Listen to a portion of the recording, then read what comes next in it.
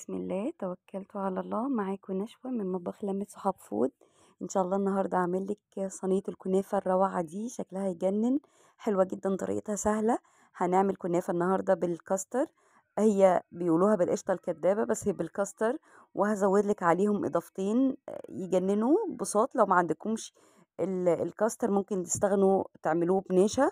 ما عندكمش القشطه اللي انا هستعملها استغنوا عنها بمعلقه سمنه بلدي فقط لا غير. يعني كل حاجة إن شاء الله بإذن الله تبقى متوفرة عندك وسهلة وبسيطة جدا.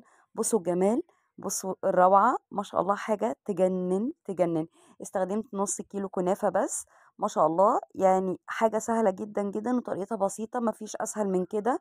وهعملك السيرب بتاعها وهعملك وهنعمل كل حاجة بإذن الله إن شاء الله بإذن الله تخص هذه الحلوى مع بعض. إن شاء الله نبدأ في المقادير بإذن الله. مقاديرنا بسيطة جدا. عندي هنا 5 كوبايات سكر، عليهم كوبايتين ونص ميه. 5 كوبايات سكر عليهم كوبايتين ونص ميه.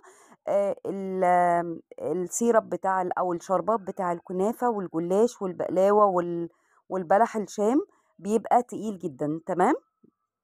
فببدأ ان انا اقلب على البارد، يعني انا مش حاطاه على البوتاجاز دلوقتي. هبدأ اقلب على البارد لغاية ما السكر يدوب شوية، مش هيدوب كله بس يدوب شوية. وبعد كده نزلته على البوتاجاز، مش هلمس المعلقة خالص. نزلت بمعلقتين كبار عسل جلوكوز. العسل الجلوكوز ده انا بحطه عشان يديني لمعة بس للسيرب بتاعي. تمام. بعد ما غلي هبدأ انزل بنص ليمونة. وهبدأ ان انا لازم اشيل الريم بتاعي اللي على الوش ده. وعندي كوبايه وعندي فرشه. هبدأ كوبايه فيها ميه وفرشه. هبدأ ان انا بالاحرف ابدأ انزل لو في سكر عندي عشان ما يسكرش. هبدأ ان انا انضف الاحرف بتاعتي من السكر. تمام. انا لغايه دلوقتي ما قلبتهوش. هبدأ ان انا اشيل بس الابيض، الريم بتاعي الابيض اللي بيطلع. وهبدأ برضو بالفرشه تاني هبدأ ان انا انضف الاحرف بتاعتي عشان ما يسكرش. تمام. بعد ما يغلي بالظبط هياخد غلوه ربع ساعه على البوتاجاز. بعد ما يغلي هنزل ب2 باكت فانيليا ومعلقه كبيره سمنه بلدي. وبصي سيبيه، هتلاقيه بالظبط قريب جدا جدا من عسل النحل. سيبيه يرتاح يعني بالظبط نص ساعه وابدأي اشتغلي فيه. هتلاقيه عمل بالظبط بالظبط تماسك زي عسل النحل. تمام. عندي هنا نص كيلو لبن. هنزل عليهم ب3 معالق كبار كاستر. 3 معالق كبار كاستر. تمام. نص كيلو لبن عليهم 3 معالق كبار كاستر. ما عندكيش كاستر 3 معالق كبار نشا. وهنا هنزل التحليه بتاعتك زي ما انت عايزه. انا نزلت هنا ب4 معالق كبار او 3 معالق كبار سكر. التحليه زي ما انت عايزه. تمام. هبدأ برضو اقلب على البارد لغايه ما كل المكونات تمتزج. وبعد كده هرفع على البوتاجاز. وعندي هنا حطيت المكون الثالث اللي هو 2 معلقه صغيره باستر كريم. ما عندكيش استغني عنها، ما فيش اي مشكله. ما عندكيش كاستر اعملي نشا. تمام. ما فيش اي حاجه صعبه بالنسبه لك، يعني الكاستر ما عندكيش استبدليه بنشا. هبدأ ان انا اقلب. ايدي تكون في الخليط عشان ما يكتلش معايا. وهوريكي القوام بتاعه دلوقتي يجنن. لقيتي الخليط بتاعك مثلا خفيف، زودي عادي، زودي جيبي شوية لبن وحطي فيه معلقة كاستر او معلقة نشا وانزلي بيه عادي. بعد ما الخليط يتماسك مفيش اي مشكلة خالص، مفيش اي معضلة بالنسبة لنا. مش هنحط فانيليا لان اوريدي الكاستر عندي فيه فانيليا. تمام. عفوا. بعد ما الخليط تماسك معايا هنزل بيه بطبق خارجي في طبق خارجي. وبعد كده عندي قشطه بوك. ما عندكيش استغني عنها، ما فيش اي مشكله. قلت لك اكتفي بمعلقه السمنه البلدي فقط لا غير. هنزل بمعلقه القشطه، معلقتين كبار قشطه، ما خدتش العلبه كلها. وهبدا ان انا اقلب اقلب اقلب لغايه ما القشطه ما تبانش معايا خالص. بصي الخليط متماسك تحفه معايا ازاي. شكله يجنن، ريحته تجنن، تحفه، حلوه قوي ما شاء الله. بصي هفضل ان انا اقلب فيه لغاية ما اخر نقطة تختفي معايا من القشطة.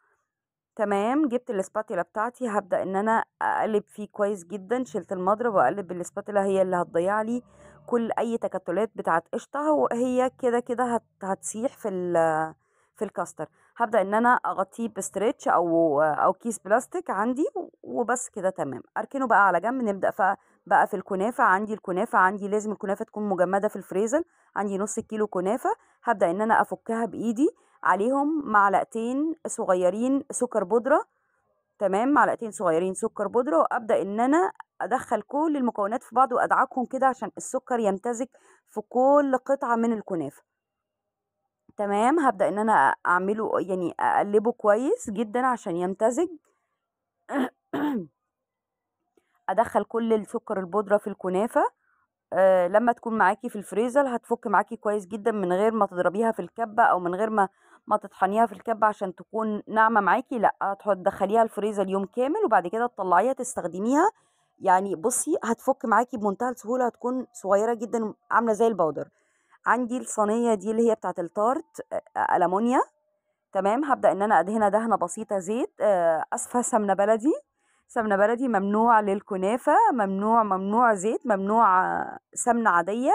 لازم سمنة بلدي يا جماعة، لازم تديكوا عشان تديكوا التست العالي بتاعها. هبدأ ان انا انزل بنص الكمية في الصينية واطلع، يعني هعمل لها حواف كده. الصينية لازم اعمل لها حواف عشان انا لما اجي احط القشطة بتاعتي او الكاستر بتاعي يكون ما يطلعش من الاحرف، ما اعرفش اقلبه من الصينية في الاخر. بصي ما شاء الله تجنن، حلوة جدا. ما دهنتهاش او ما نزلتش عليها بالسمنة. ليه؟ لان انا لما انزل عليها بالسمنة بتكتل، بتبقى كتل، فمش هعرف ابدا ابدا ادهنها، او مش هعرف افردها في الصينية خالص. تمام، فلما تكون كده من غير السمنة وبعد كده تحطي عليها السمنة في الاخر تبقى ممتازة. عندي الهراسة بتاعة البطاطس، اي حاجة ما عندكيش هراسة بطاطس، ضغطة بالكوباية بحرف الكوباية واضغطي.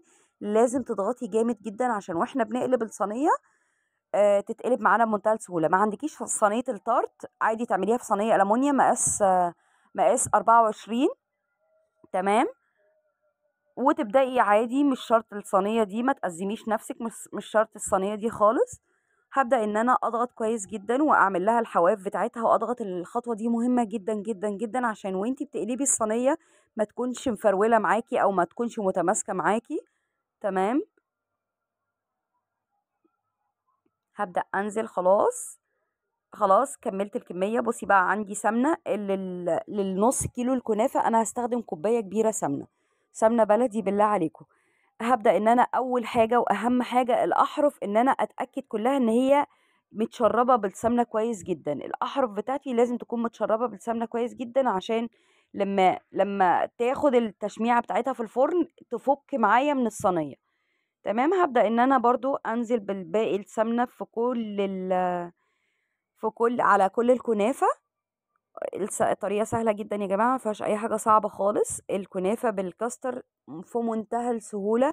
ما عندكيش كاستر، قلنا استخدمي المهلبية عادي، اللي هي النشا. ما تأزميش نفسك او ما تقوليش حاجة صعبة او ما تقوليش حاجة غالية. انا اديتلك بدايل للثلاث حاجات اللي انا استعملتهم. ما عندكيش باستري كريم، استغني عنه خالص، استغني عنه خالص، مفيش اي مشكلة. تمام،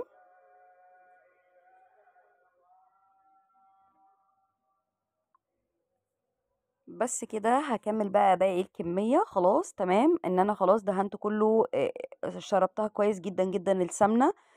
وهبدأ ان انا انزل بقى بالكاستر بتاعي. ما شاء الله، بصي انا هوريكي القوام بتاعه يجنن، كريمي جدا، كريمي جدا. هبدأ بس ان انا بوريكي ان هو ما عملش قشرة من فوق لان احنا غطيناه بستريتش او كيس بلاستيك. تمام، انا هخلي الكمية، انا حطيت نص الكمية، هخلي الكمية التانية لحاجة تانية. هبدأ ان انا افرد. طبعا ان انا عاملة للصينية حواف، يعني عاملة لها حواف كده من الجنب، فان شاء الله كده كده مش هتخرج بره. او لو وصلتها لغاية اخر الصينية فكده كده برضو مش هتخرج بره، لان انا عاملة للصينية حافة. اسيبها بس تتماسك شوية لغاية ما تتماسك معايا شوية عشان اعرف افرد الطبقة التانية، يعني بالظبط ربع ساعة لغاية ما تتماسك. افرد الطبقة التانية من الكنافة. هبدأ ان انا انزل بقى بالطبقة التانية من الكنافة بالراحة كده. ابدأ ان انا اوزعها كويس واداري كل الكاستر ما يبانش معايا كل ده. وانا مشغله الفرن، لازم تكوني مشغله الفرن قبلها بربع ساعه على درجه حراره 200، وتسويها على الشبكه من النص. التسويه الكنافه برضو على كل فرن على حسب ما كل فرن بيختلف عن التاني. انا اول ما اشوف الاحرف بتاعتها اخدت لون لازم اشغل الشوايه عليها او الشعله عليها عشان تاخد الوش من فوق، يبقى كده استوت من فوق. تمام، انا التسويه بتاعتي خدت ساعه الا ربع في الفرن اللي هو الكهرباء. مش عارفه بصراحه الفرن الغاز هياخد وقت قد ايه. بدأت ان انا خلاص نزلت الطبقة التانية، هبدأ ان انا اكبسها حاجة بسيطة عشان الحشو ما يخرجش معايا. يعني انا مش هضغط قوي، يعني بايدي او او بالهراسة ابدأ ان انا اضغط، وابدأ ان انا بقى الاحرف بتاعت الصينية ابدأ ان انا انزلها بايدي اسويها عشان ما تكونش فيه حرف عالي عن التاني. تمام. او في حاجة تتحرق مني وانا بسويها، لو في شوية طالعين كده ممكن يتحرقوا مني وانا بسويها. تمام. لو عندك اي حتة كده مش مهروسة كويس شيليها. هبدأ ان انا اضغط ضغطة كده بايدي. تمام. لغاية ما اتأكد ان هو كلها تمام، هبدأ انزل بباقي الكمية بتاعة السمنة بتاعتي، النص كوباية التانية. هبدأ برضو من الاحرف انزل بيها. بصوا بنزل بيها كويس جدا من الاحرف عشان تفك معايا بمنتهى السهولة، الاحرف اهم حاجة عندي. وهبدأ اكمل بقى باقي الكمية. بصوا ما شاء الله، تحفة. تحفة، ما فيهاش اي حاجة صعبة خالص خالص. وكل سنة وانتم طيبين. واعملوا حاجاتكم في البيت بجد، صدقوني ما فيهاش اي تكلفة خالص. هتبقى ارخص واضمن من بره كتير كتير كتير. يعني الغي بره دي شوية في الايام اللي احنا فيها، يعني صعبة، ايام صعبة، واعملي كل حاجة في بيتك. هتلاقيها سهلة وموفرة وطعم وواثقة ان انتي يعني واثقة فيها، واثقة في الايد اللي اتمدت فيها، يعني فاهماني. ما شاء الله تحفة، الكمية رائعة. هبدأ بقى ان انا ادخلها الفرن، وابدأ ان انا اسويها، وهوريكي بعد التسوية تبقى عاملة ازاي، تجنن، حلوة جدا. ابدأ بس ان انا اضغط ضغطة بايدي برضو عشان اتأكد ان السمنة كلها امتزجت فيها، وانزل برضو السمنة، ما تسيبيش اي حاجة خالص. بصي بعد ما استوت عندي السيرب بتاعي ما شاء الله تماسك ازاي، شبه ان هو بقى عامل زي عسل النحل. هبدأ ان انا انزل بيه بالكمية. تمام. برضو من الاحرف الاول، وبعد كده انزل. انتي هتقولي لي لا ده هي مش مستويه من فوق، هقولك لا خالص، ده هو الكاستر اللي تحت هو بس اللي طالع. لان وانتي بتسويه بيبدا ان هو يطلع معاكي كده، يستوي الكاستر فبيطلع معاكي كده. فهوريكي السوا بتاعتها تجنن دلوقتي. هبدا ان انا اقلبها بس تتشرب بس السيرب بتاعها كله. ما شاء الله بصي بتتشرب السيرب ازاي. بصي من الاحرف فكت خالص، فهتبقى سهله جدا جدا معانا في ان انا وانا بقلبها تبقى سهله معايا. ولو في صينيه عندك عاديه هتبقى سهله جدا، فهي كانت سخنه معايا فمعرفتش ان انا اقلبها بسرعه فاتلسعت. بس الحمد لله جت سليمه الحمد لله. هبدا ان انا اقلبها. بصي بقى القوام والشكل يجنن ازاي، وانتي احكمي، ليكي الحكم بقى بصراحه. زيني بقى الوش زي ما انتي عايزه. الوش بصي زينيه زي ما انتي عايزه. عندك مكسرات تمام، عندك عندك ايه، اي حاجة اي حاجة زينيها بأي حاجة. تمام. كان عندي مكسرات فزينتها حاجة بسيطة كده عشان تديني شكل جمالي. وعندي كاندي كده انا بعمله في البيت، حبيت ان انا احطه من على الوش بس لقيت شكله مش هيبقى ظريف، فحطيته برضو من على الاحرف كده. التزيين اللي انت عايزاه مفيش اي مشكله، زيني زي ما انت عايزاه. بصي الشكل عامل ازاي، بصي شكلها يجنن ازاي. ان شاء الله باذن الله تعمليها تطلعيها احسن مني كتير ان شاء الله باذن الله. وتكون الوصفه ان شاء الله باذن الله معتمده. ان شاء الله باذن الله ما تقلقيش، معتمده جدا. بصي شكل الكاندي حسيت ان هو مش لذيذه من فوق، فحطيتها من تحت كده من الاحرف. وجربي الوصفة ان شاء الله باذن الله تعجبك، ان شاء الله باذن الله معتمدة جدا جدا ان شاء الله. ان شاء الله انتظريني في فيديو جديد باذن الله ان شاء الله. يا رب تكون فيديوهاتي بتعجبكم باذن الله. ومتنسيش تعملي لايك وشير وتفعلي زر الجرس وتشتركي في القناة. انتظريني في فيديو جديد. باي باي.